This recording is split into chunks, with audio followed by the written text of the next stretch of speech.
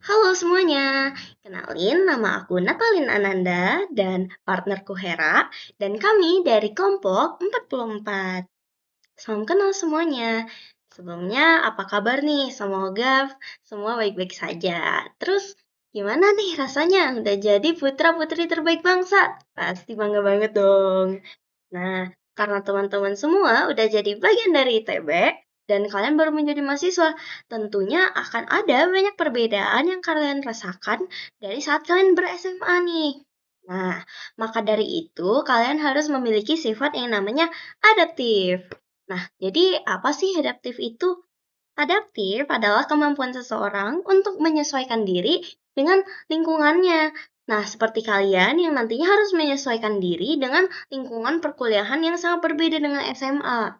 Contohnya apa sih? Nah, misalnya saat SMA, kalian kalau belajar ujian masih suka SKS. Terus, mungkin masih sangat diperhatikan ya dengan gurunya dan kalian kayak dipastikan semuanya mengerti gitu.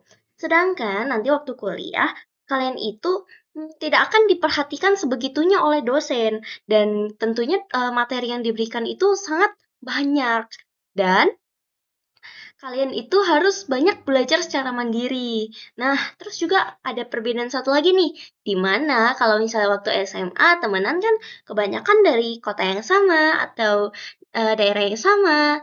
Terus juga di kelas biasanya bersama-sama terus. Nah, sedangkan kalau waktu kuliah, jadwal kuliah kalian kan lebih fleksibel. Jadi kalian juga akan bertemu orang-orang dari banyak kota ataupun negara lain. Jadi kalian juga harus lebih menyesuaikan diri dalam bergaul, teman-teman. Nah, maka dari itu, jika kalian udah punya sifat adaptif, maka kalian akan dapat menjalankan kuliah dengan baik dan benar.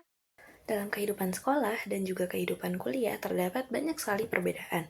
Nah, setelah kita mempelajari konsep adaptif, kita mengetahui bahwasannya perbedaan-perbedaan ini menuntut kita untuk melakukan penyesuaian.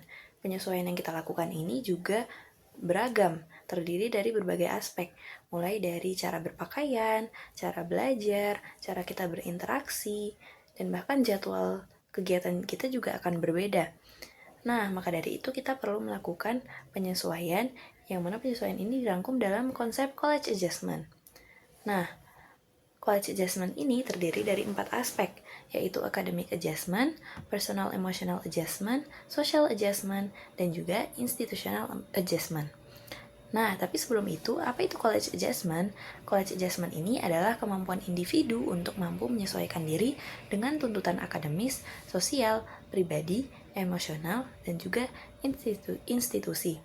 College adjustment ini adalah proses kita beradaptasi dengan berbagai aspek yang berbeda dalam kehidupan perkuliahan. Nah, mulai dari yang aspek yang pertama, yaitu academic adjustment. Academic adjustment atau penyesuaian akademik merupakan kemampuan individu untuk memenuhi beragam tuntutan akademik dan juga memperoleh hasil akademik yang memuaskan. Penyesuaian akademik ini mengukur sikap mahasiswa terhadap target dan tugas akademik, upaya yang ditampilkan dalam menjalankan aktivitas akademik, dan juga kepuasan mahasiswa terhadap hasil pembelajaran yang diperoleh. Nah, contoh dari academic adjustment ini adalah dengan kita merubah cara belajar kita di kuliah. Misalnya dulu ketika SMA, kita terbiasa menggunakan sistem SKS. Namun ketika kuliah, sistem SKS tersebut sudah tidak lagi efektif, sehingga kita perlu melakukan penyesuaian dengan mencari metode belajar baru yang lebih efektif. Kemudian ada social adjustment. Social adjustment adalah kemampuan mahasiswa untuk berinteraksi dan beradaptasi dengan lingkungan perguruan tinggi, termasuk menjalin hubungan dengan berbagai pihak, berpartisipasi dalam kegiatan sosial, dan juga menyesuaikan diri dengan kehidupan kampus, serta memenuhi tuntutan interpersonal sehingga dapat menjalani pengalaman di perguruan tinggi dengan baik. Kemudian ada personal emotional adjustment. Personal emotional adjustment ini adalah proses psikologis di mana seseorang mengelola tuntutan atau tantangan hidup sehari-hari dengan menyesuaikan perilaku dan ekspresi emosinya sesuai situasi. Kemampuan ini membantu individu menghadapi tantangan secara efektif, sehingga dapat berkembang menjadi pribadi yang lebih sehat, produktif, dan juga mampu memaksimalkan potensinya. Nah, personal emotional adjustment ini contohnya dengan kita berlatih meregulasi emosi untuk mengontrol respon kita terhadap lingkungan. Kemudian, yang terakhir ada institutional adjustment. Institutional adjustment atau penyesuaian institusi adalah kemampuan mahasiswa untuk berkomitmen pada tujuan kampus, membangun keterikatan emosional, dan juga menjalin hubungan positif dengan komunitas akademik.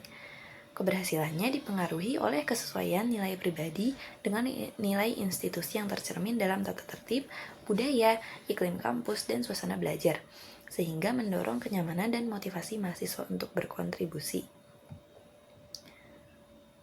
Nah, dalam aspek ini kita perlu menyesuaikan bagaimana perilaku kita dengan nilai yang sesuai dengan institusi tersebut. Dalam konteks ini, kita menyesuaikan diri dengan nilai-nilai atau budaya-budaya yang ada di ITB. Nah, teman-teman di sini udah pada punya tujuan belum sih selama berkuliah? Nah, kalau misalnya kalian baru mau menentukan tujuan, ada nih beberapa metode yang dapat kalian gunakan. Yang pertama, ada yang namanya framework SMART analysis. Nah, jadi dengan menggunakan framework ini, kalian diarahkan untuk memiliki tujuan yang terstruktur dan juga mendetail. Nah, langsung aja kita bahas. Yang pertama ada S, yaitu spesifik, di mana tujuan teman-teman harus dijabarkan secara spesifik.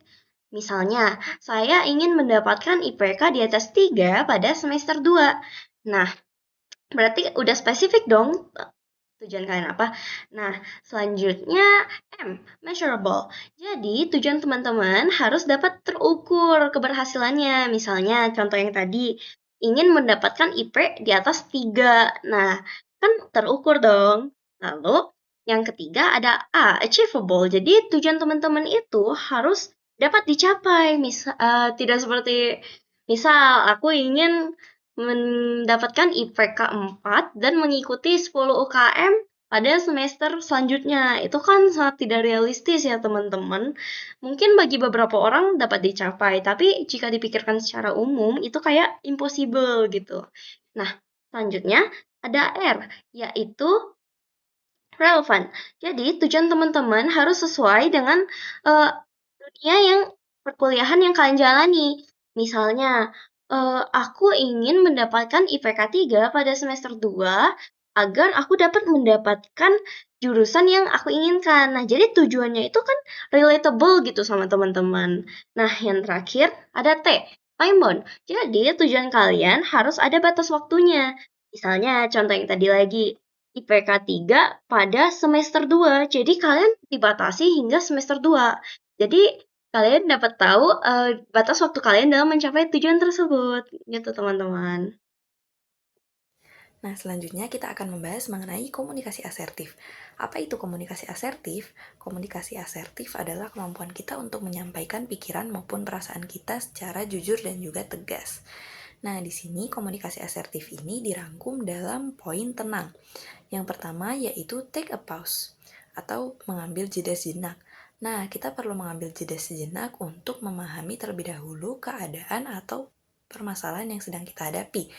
Nah, biasanya nih ketika kita sedang menghadapi suatu persoalan tertentu atau menghadapi suatu permasalahan, kita cenderung merespon dengan emosi terlebih dahulu. Nah, tetapi ketika dengan kita mengambil jeda sejenak, kita bisa berpikir lebih jernih untuk memahami keadaan dan juga menentukan langkah ke depannya. Nah, selanjutnya ada ekspresi nonverbal. Ekspresi nonverbal di sini bisa berupa nada suara, ekspresi wajah, dan juga bahasa tubuh. Nah, ekspresi nonverbal ini juga turut berpengaruh dalam cara kita berkomunikasi dengan orang lain. Jadi komunikasi itu tidak hanya melalui kata-kata, tetapi juga melalui bahasa tubuh kita.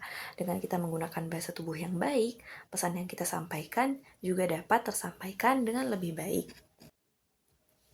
Kemudian poin berikutnya, nyatakan dengan jelas. Nah, ketika kita berkomunikasi, kita perlu menyampaikan apa pesan yang ingin kita sampaikan secara jelas dan tanpa ambigu. Nah, kita perlu menyampaikan dengan jelas agar lawan bicara kita dapat memahami pesan yang ingin kita sampaikan dengan baik. Poin selanjutnya yaitu A, aku, bukan kamu. Nah, di sini maksudnya adalah ketika kita berkomunikasi, kita tidak terus-menerus menunjuk atau menyalahkan lawan bicara kita, tetapi kita juga menyampaikan perasaan yang kita rasakan. Dengan begitu, lawan bicara kita tidak akan merasa terbebani atau merasa diserang. Poin selanjutnya yaitu N, niat baik dan respect.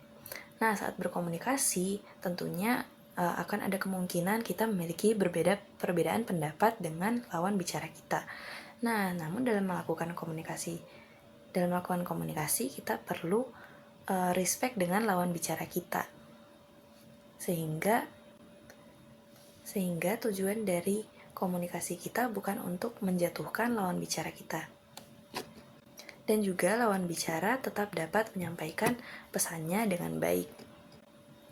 Kemudian poin yang terakhir yaitu goalnya situasi yang lebih baik. Nah, dalam kita berkomunikasi, goal kita itu bukan sekedar untuk memenangkan argumen atau menentukan siapa yang kalah atau siapa yang menang, tetapi kita perlu mencari solusi bersama untuk mendapatkan situasi yang lebih baik. Nah, dengan kita menerapkan konsep tenang dalam komunikasi asertif ini, kita dapat menyampaikan pesan kita dengan lebih baik, kemudian kita juga bisa mencari solusi untuk situasi yang paling baik bersama lawan bicara kita. Sekian yang dapat kami sampaikan mengenai materi Character Development Training ini. Kurang lebihnya mohon maaf dan terima kasih.